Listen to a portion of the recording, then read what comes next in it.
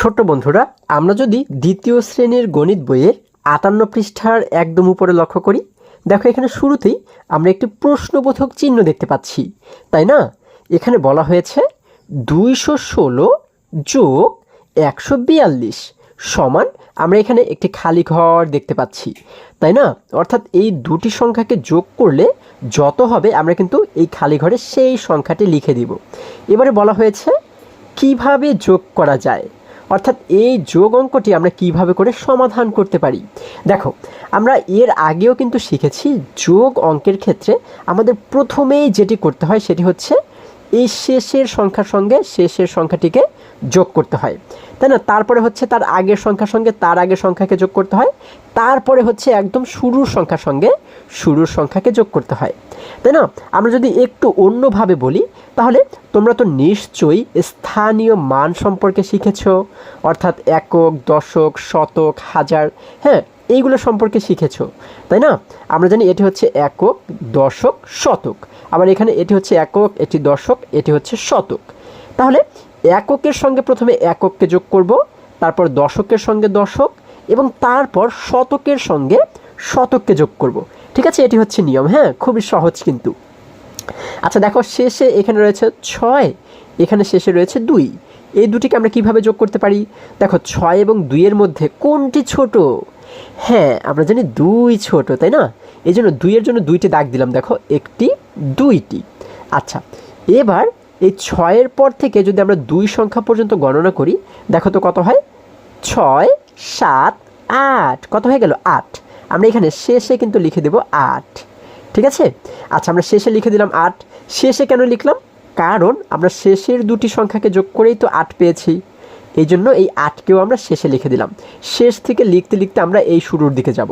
হ্যাঁ, এবার এই আগের সংখ্যার সঙ্গে, দেখো 6 এর আগের সংখ্যার সঙ্গে আমরা এই আগের সংখ্যাটিকে যদি যোগ করি, এখানে আগে রয়েছে 1, এখানে রয়েছে 4, তাহলে 4 এবং 1 মিলে কত হয়ে যায়?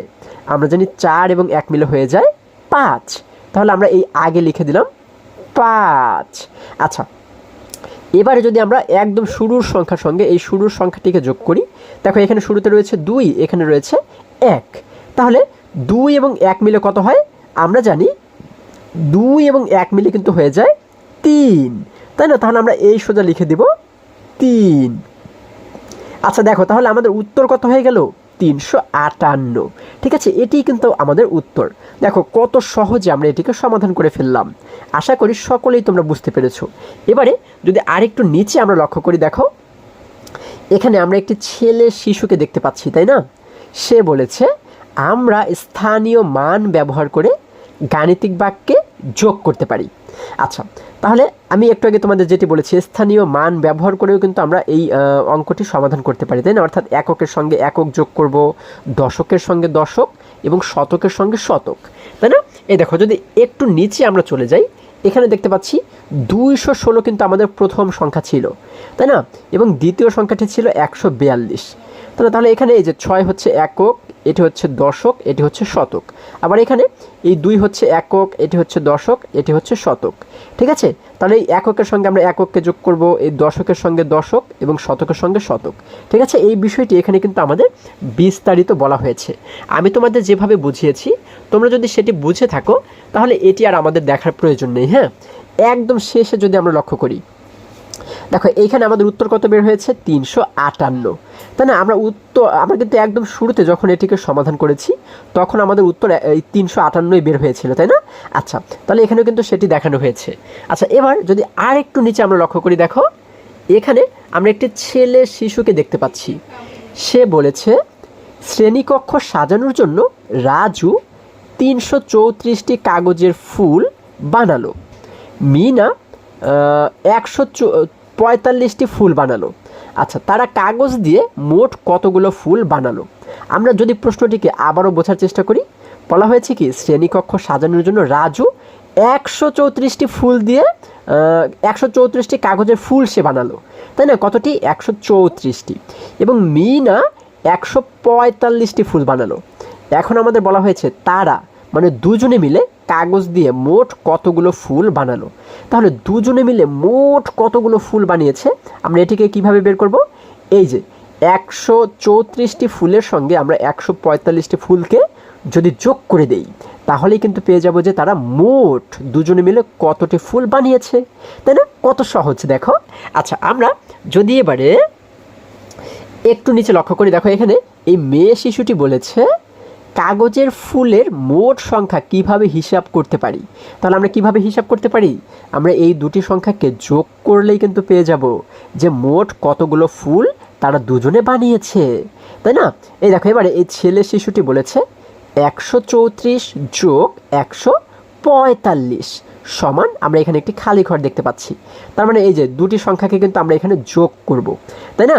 আচ্ছা, যদি যোগ করি, প্রথমে আমরা কি করব? এই শেষের সংখ্যার সঙ্গে আমরা শেষের সংখ্যাকে যোগ করব, অর্থাৎ এককের সঙ্গে একককে যোগ করব। হ্যাঁ, এখানে শেষে রয়েছে 4, এখানে রয়েছে 5।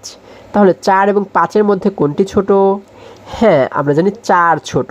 তাহলে এই জন্য 4-এর জন্য 4টি দাগ দাও। দেখো 1 2 3 4, আমরা 4টি দাগ কিন্তু এখানে দিয়ে দিলাম। এবার 4-এর জন্য যেহেতু 4টি দাগ দিয়েছি, 5-এর পর থেকে আমরা যদি 4 পর্যন্ত গণনা করি, দেখো তো কতটি সংখ্যা হয়? 5 6 7 8 9, কত পাচ্ছি আমরা? 9 পাচ্ছি। তাহলে এই শেষে কিন্তু আমরা লিখে দেব সেই 9, আমরা লিখে দিলাম 9। এবার যদি আমরা এই আগের সংখ্যার সঙ্গে এই আগের সংখ্যাটিকে যোগ করি, দেখো অর্থাৎ দশকের সঙ্গে যদি দশককে আমরা যোগ করি, হ্যাঁ, তাহলে এখানে দেখতে পাচ্ছি রয়েছে 3, এখানে দশকে রয়েছে 4। 3 এবং 4-এর মধ্যে কোনটি ছোট? 3 ছোট। তাহলে 3-এর জন্য 3টি দাগ দাও। দেখো 1টি 2টি 3টি, আমরা 3টি দাগ দিলাম। এবার 4-এর পর থেকে যদি 3 পর্যন্ত গণনা করি, তাহলে কত হয়? 4 5 6 7, কত হয়? 7 হয়ে যায়। আমরা এই আগে লিখে দেব সেই 7, আমরা আগে লিখে দিলাম 7। এবার যদি আমরা এই প্রথম সংখ্যার সঙ্গে প্রথম সংখ্যাটিকে যোগ করি, এখানে প্রথমে রয়েছে 1, এখানেও প্রথমে রয়েছে 1, তাহলে 1 এবং 1 মিলে কত হয়ে যায়? আমরা জানি 1 এবং 1 মিলে কিন্তু হয়ে যায় 2, আমরা এই শুরুতে লিখে দিলাম 2। তাহলে আমাদের মোট কত হয়ে গেল? 279। এটিই কিন্তু আমাদের উত্তর, অর্থাৎ মিনা এবং রাজু দুইজনে মিলে মোট 279টি কাগজের ফুল বানালো, তাই না? এইভাবে করে আমরা যে কোনো যোগ অঙ্ক কিন্তু সমাধান করতে পারি।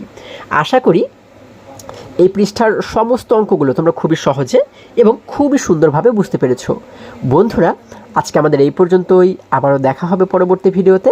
আর হ্যাঁ, তোমরা যদি আমার চ্যানেলে নতুন হয়ে থাকো, তাহলে এখনই চ্যানেলটি সাবস্ক্রাইব করে পাশে থাকো, যেন আমার যে কোনো ভিডিও আপলোড করার সাথে সাথে খুব সহজেই তোমরা সেটি পেতে পারো। সকলে ভালো থাকো, সুস্থ সবল থাকো, এই কামনা করে শেষ করছি। ধন্যবাদ সকলকে।